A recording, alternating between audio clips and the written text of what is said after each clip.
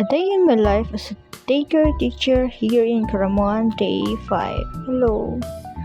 Wala kami ngayon ng pasok dahil may meeting yung CDW sa sports complex.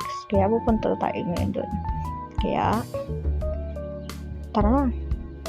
Bago yan, ito muna. Your name is the highest. Your name is the greatest. Your name stands above them all.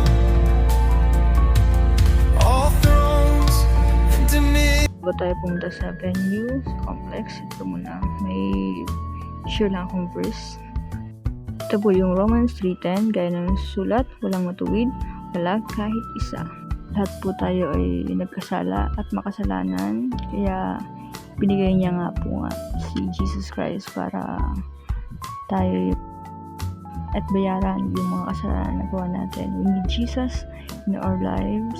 Sabi nga sa John 3:16, gano'n lamang po ibig ng Diyos sa libutan, kaya binigay niya ang kanyang bugtong na anak. At sino man ang manampalataya sa kanya ay hindi mapahamak kundi magkaroon ng buhay na walang hanggan.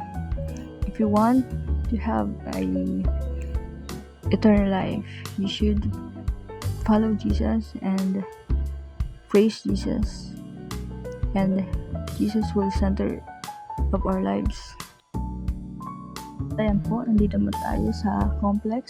Ayan na po yung mga CDW natin dito sa Caramuan. Ayan. Ito si Ma'am Remy, Ma'am Realine, Ma'am April, and si Ma'am Colleen. And also si Mami. Ayan sila. Magaganda, diba? Ayan, nagsaselfie sila. Ako habang nag-video. Yan tayo. May sariling mundo. Ganyan talaga. Ayan, vlogger din po yan. Si Ma'am.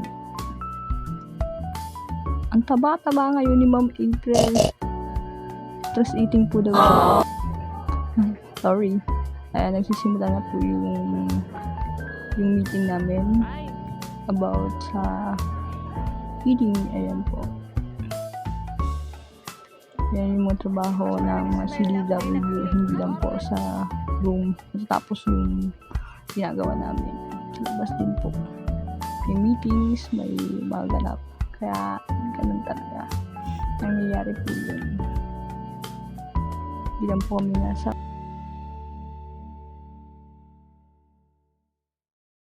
for watching po. Please like and follow po. And also follow my official page, CDC Ile Centro. Salamat po. And more videos to come. Thank you for your support.